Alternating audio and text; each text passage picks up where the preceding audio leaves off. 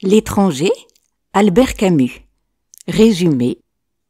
Ce livre paraît en 1942, au cœur de la Deuxième Guerre mondiale, mais il vient de bien plus loin, de l'Algérie, de cette lumière aveuglante, de cette mer immense. Meursault reçoit un télégramme. Sa mère est morte à l'asile de Marengo, à 80 km d'Alger.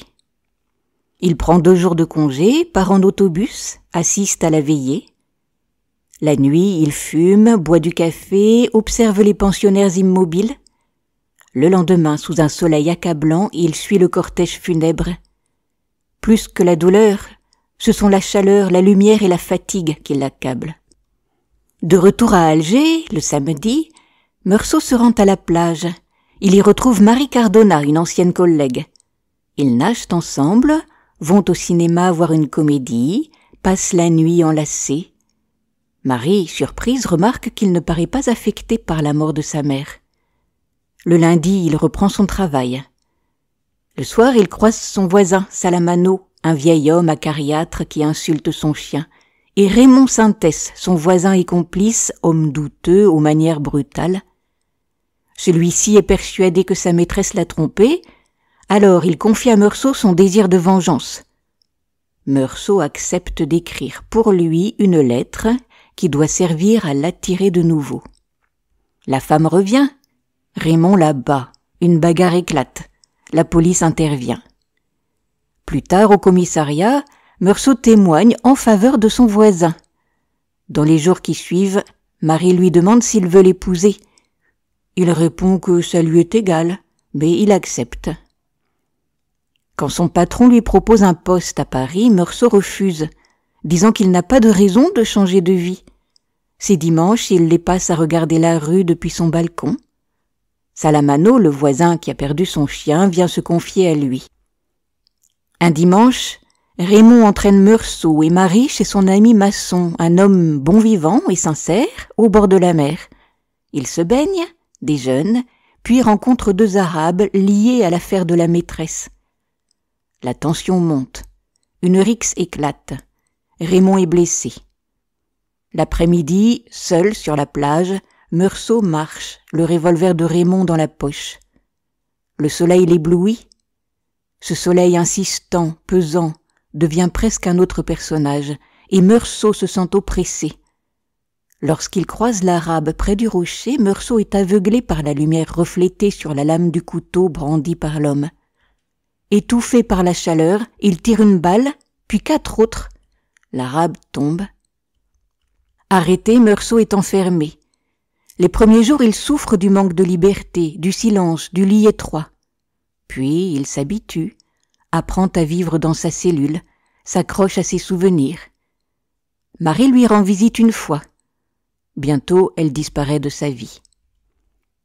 Le juge d'instruction l'interroge. Il veut comprendre son geste, mais s'attarde davantage sur l'indifférence qu'il a montrée à la mort de sa mère. Il brandit un crucifix, l'exhorte à croire en Dieu. Meursault refuse, disant qu'il n'a pas de foi. Le juge finit par le traiter d'antéchrist. Le procès commence. La salle est pleine, les journalistes présents. On évoque la chaleur du jour du meurtre, mais très vite, les débats se détournent vers le caractère de Meursault, son insensibilité, son mutisme, son comportement étrange à l'enterrement. Raymond, Masson, Salamano, puis Marie sont appelés à témoigner. Tous, sans le vouloir, donnent l'image d'un homme froid, étranger aux émotions humaines. Le procureur s'empare de ses propos pour construire l'image d'un criminel sans cœur, presque monstrueux. Les réquisitoires et plaidoiries s'enchaînent. Le procureur exige la peine capitale, convaincu que Meursault est une menace pour l'ordre social. L'avocat de la défense plaide maladroitement la jeunesse, le hasard, l'accident, mais tout semble joué d'avance.